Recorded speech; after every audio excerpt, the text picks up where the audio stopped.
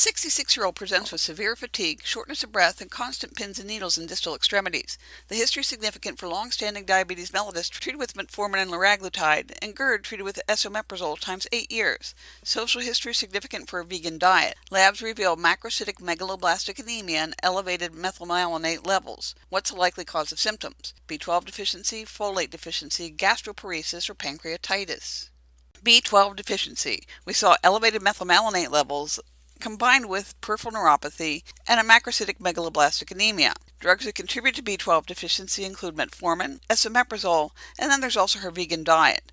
None of her meds would likely contribute to folate deficiency, and folate deficiency would not cause elevations in methylmalonate, nor would it cause the peripheral neuropathy. Gastroparesis, well, liraglutide could contribute, but the signs and symptoms of that are nausea, vomiting, belching, and pain. Pancreatitis, again liraglutide, but signs and symptoms, pain often radiating to the back, elevated pancreatic enzyme levels in the acute stage, steatorrhea in the chronic stage. This graphic is looking at ways drugs can deplete B12, and in the upper left, how methotrexate can contribute through depletion of folic acid when it inhibits dihydrofolate reductase. We get peripheral neuropathy from loss of myelin synthesis due to loss of S-adenosylmethionine. So we can have depletion of B12 through irreversible oxidation that forms an inactive divalent form, as seen with nitrous oxide and fluoroquinolone antibiotics. We can also see a decreased absorption due to loss of acid, as in the case of proton pump inhibitors, and due to unknown mechanisms related to metformin. We've already seen that methotrexate can deplete activated folate through inhibition of dihydrofolate reductase. Phenytoin, Dilantin, the anti-epileptic drug, can disrupt folate accumulation within cells, probably through inhibition of glutamylation. Here's an overview of drugs that cause macrocytic megaloblastic anemia through folate depletion,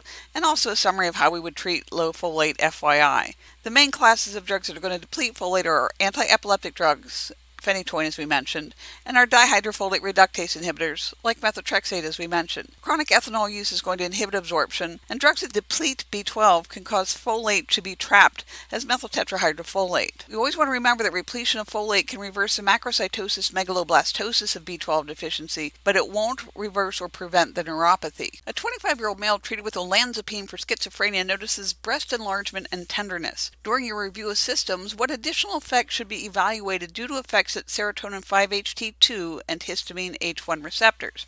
Constipation, dental health for cavities, sleep latency, which is difficulty falling asleep, or weight gain. The correct answer is weight gain. Serotonin at 5-HT2C and histamine at H1 receptors play a role in satiety. Blocking these may cause an increase in appetite and weight gain. There's probably some additional metabolic effects that contribute to weight gain too, and also probably insulin resistance. The correct answer is weight loss. The incretin mimetics like liraglutide delay gastric emptying and play a direct role in satiety, while acarbose can reduce carbohydrate absorption. Constipation, well, that's probably liraglutide, the incretin mimetic, because it's going to slow GI transit.